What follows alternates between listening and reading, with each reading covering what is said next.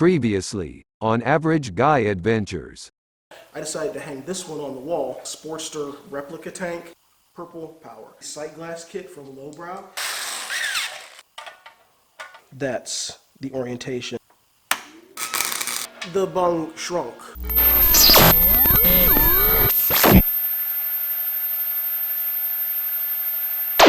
Welcome back to Average Guy Adventures and the Average Guy Garage. This is episode 6/2 of the 1964 Sportster build. And in today's episode, I'm going to show you how I went from this to this.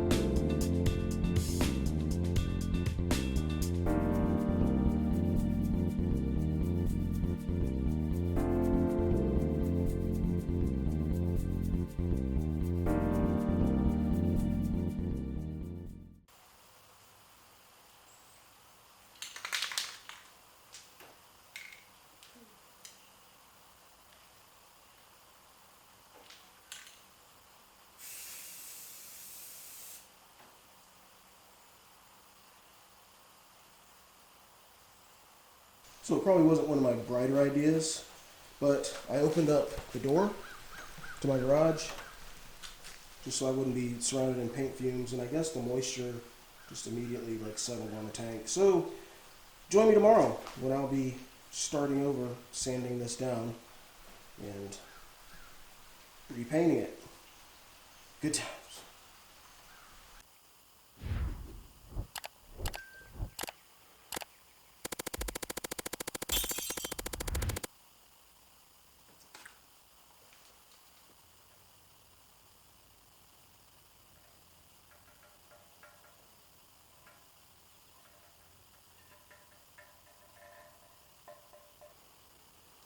After practicing very briefly to get a feel for the tape, I went ahead and got started with my design.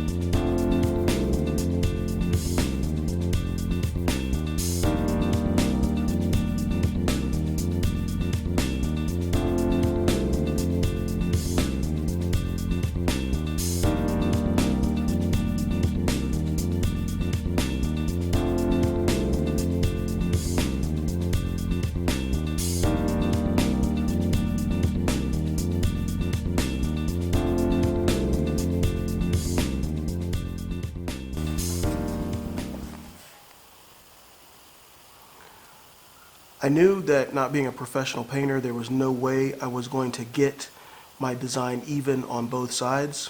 So I just did the best I could and just winged it, basically.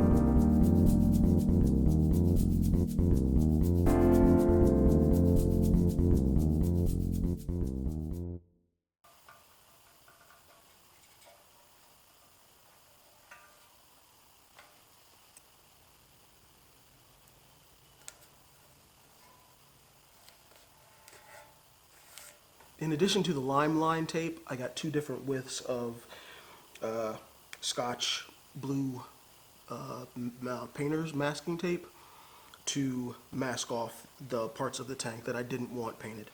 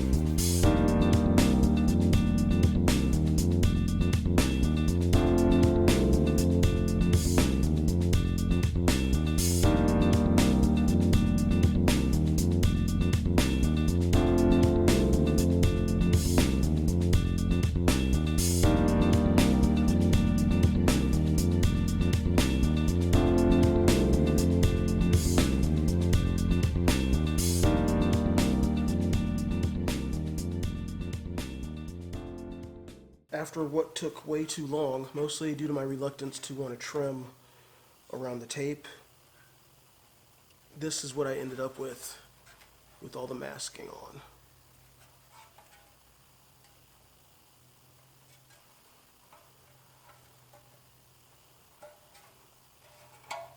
And now time to paint.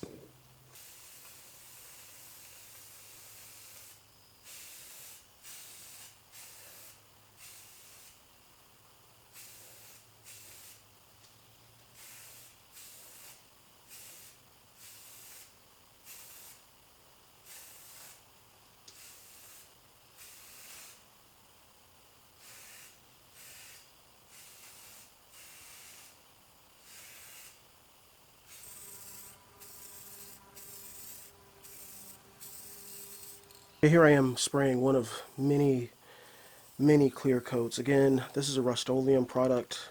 Whenever I use those spray cans, I always try to stay within the same brand, and if possible within like the same product range of that brand. But even with that, these clear coats were giving me fits. They just kept running and running, more so than the paint even did. I don't know what that was all about, but it just involved like very light coats going back, trying to sand, very light coats going back, trying to sand, etc., over and over again.